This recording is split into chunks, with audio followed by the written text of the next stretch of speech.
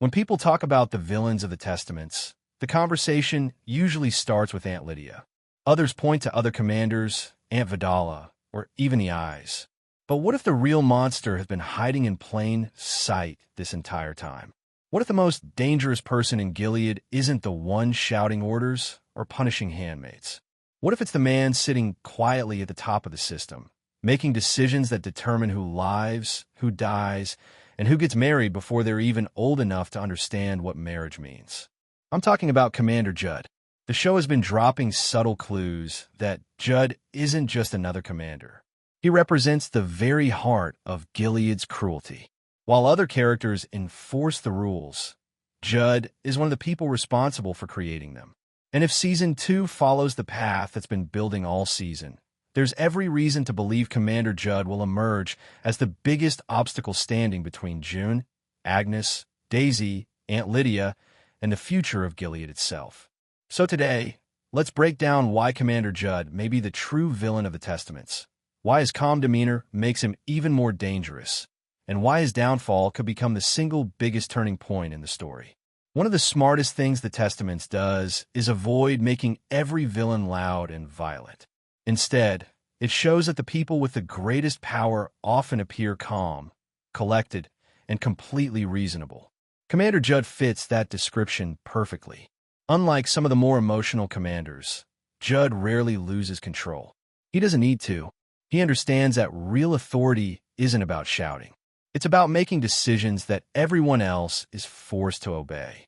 That alone makes him incredibly dangerous. When Judd enters a room, everyone adjusts their behavior. Commanders listen. Ants become more careful with their words. Even people who outrank others hesitate before challenging him. That isn't fear built overnight. It's the result of years of influence.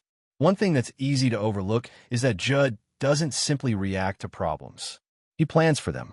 Throughout Season 1, we repeatedly see Gilead responding to rebellion before it grows too large. Whether it's tightening security, accelerating marriage arrangements, or increasing surveillance inside Ardua Hall, someone is constantly thinking several moves ahead. While multiple leaders contribute to those decisions, Judd consistently appears connected to the highest levels of strategy. That's what separates him from characters like Commander Weston. Weston enforces. Judd governs. Now, think about what Gilead values more than anything else. Control. Not happiness. Not justice. Not even loyalty. Control. Every institution inside Gilead exists to preserve that control. The schools. The ants. The guardians. The eyes. The marriage system. Even religion is reshaped into a political tool. Commander Judd benefits from every one of those institutions. In many ways, he represents the system itself. One of the clearest examples comes during the discussions surrounding marriages. To the young girls, these ceremonies are presented as blessings. To Judd, they're logistics. He's looking at family alliances, political stability, birth rates, power. People become pieces on a chessboard. Agnes, Becca, Daisy, none of them are individuals in his eyes. They're assets.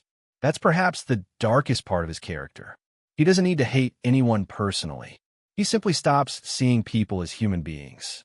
This is also why Aunt Lydia's storyline becomes so fascinating. On the surface, Lydia appears to possess enormous influence. She runs Ardua Hall. She trains future ants. She advises powerful commanders. But even Lydia has limits. Whenever larger political decisions arise, commanders like Judd still possess the final authority. That creates an interesting tension. Lydia may know the system is broken. She may even begin working against it. But Judd represents the wall she eventually has to overcome. Something else worth paying attention to is how patient Judd appears. Many villains destroy themselves because of arrogance. They overreact. They make emotional decisions. They underestimate their enemies. Judd doesn't seem to have that weakness. Instead, he studies situations before acting. He allows other people to expose themselves. Then he responds. That makes him much harder to defeat. Season 1 has also shown us that information is one of the most valuable resources inside Gilead. Who knows the truth? Who controls communication? Who decides what becomes public knowledge? Commander Judd occupies a position where information naturally flows toward him. Reports from the eyes, updates from the ants, military intelligence, political concerns, marriage arrangements, resistance activity. He's surrounded by information every single day. And in Gilead, knowledge is power. This brings us to one of the biggest theories for Season 2. What if Judd already suspects there's a resistance operating inside Ardua Hall? Think about it. Several unusual events have occurred. Students behaving unexpectedly, hidden acts of rebellion, growing emotional bonds that challenge Gilead's rules. Aunt Lydia making increasingly unconventional decisions. If viewers can notice these patterns, someone as experienced as Judd probably can too. The question isn't whether he knows. It's how much he knows. Another reason Judd feels so dangerous is because he doesn't appear driven by personal revenge. Characters motivated by revenge usually make mistakes. Emotion clouds judgment. Judd appears motivated by preservation. His priority is protecting Gilead. If sacrificing one commander accomplishes that goal, he'll do it. If sacrificing 100 innocent girls preserves stability, he'll do that too. To him, individuals matter less than the institution. That mindset creates an antagonist who is incredibly difficult to negotiate with. Now let's talk about Agnes. Season 1 gradually transforms Agnes from someone who quietly accepts Gilead into someone who begins questioning everything around her. She becomes curious. She challenges authority. She protects her friends. She starts asking dangerous questions. Those qualities don't just threaten local commanders. They threaten people like Judd, because rebellion spreads through ideas. One questioning girl becomes 2, then 10, then hundreds. Judd understands that, which is why he may eventually see Agnes as a political threat rather than simply a disobedient student. The same applies to Daisy. Daisy enters Gilead already carrying knowledge from outside. She's living a double life. She's careful. She's observant. She constantly adapts. If Judd ever uncovers her true identity, the consequences would be enormous. Not simply because Daisy infiltrated Gilead, but because it would reveal weaknesses inside the regime's security. That embarrassment alone would demand a response. And then there's June. Interestingly, June doesn't even need to appear on screen constantly to influence Judd's decisions. Her actions continue creating ripple effects throughout Gilead. Every escape, every successful mission, every symbol of resistance forces Gilead's leadership to become more paranoid.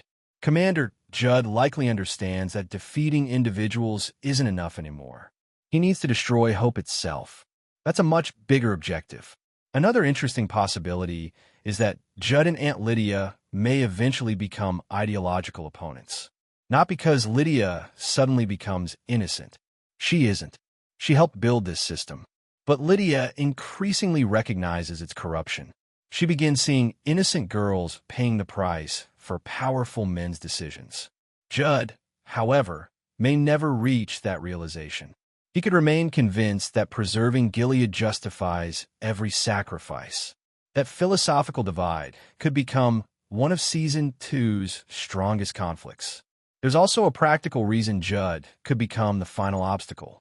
Stories often build toward confronting the highest authority. Early conflicts involve local villains. Later conflicts reach national leadership. Commander Judd already occupies that upper level of power. If the resistance grows stronger, it's logical that its biggest enemy becomes someone exactly like him. Of course, being powerful doesn't guarantee victory. History shows that authoritarian systems often collapse from internal fractures. Distrust, competing ambitions, hidden alliances, secrets. Commander Judd may control enormous resources, but he can't control every person forever. One commander making the wrong decision, one ant changing sides, one guardian refusing an order, one piece of evidence escaping Ardua Hall. Those small cracks can eventually become impossible to repair. Ironically, Judd's greatest strength may also become his greatest weakness. He believes systems matter more than people. The resistance believes people matter more than systems. That difference changes everything, because systems rely on obedience. People can choose courage. Agnes can choose courage. Daisy can choose courage. Becca already demonstrated what desperation can lead to. Even Aunt Lydia may eventually choose something other than obedience. If enough individuals make that choice, even the strongest regime begins to weaken. So when viewers ask who the real monster of Gilead is, the answer may not be the loudest character or the cruelest individual act. It may be the man who quietly signs the orders. The man who transforms children into political assets. The man who protects a broken system because he believes its survival matters more than the lives destroyed by it. Commander Judd doesn't need to raise his voice to be terrifying. His power comes from making impossible decisions seem ordinary. And if Season 2 continues building toward Gilead's eventual collapse, don't be surprised if Commander Judd becomes the final symbol of everything the Resistance is fighting against. But that's just one theory. Do you think Commander Judd is the true mastermind behind Gilead's darkest decisions? Or is there someone even more powerful pulling the strings behind the scenes? Let me know your thoughts in the comments, because this debate is only getting started.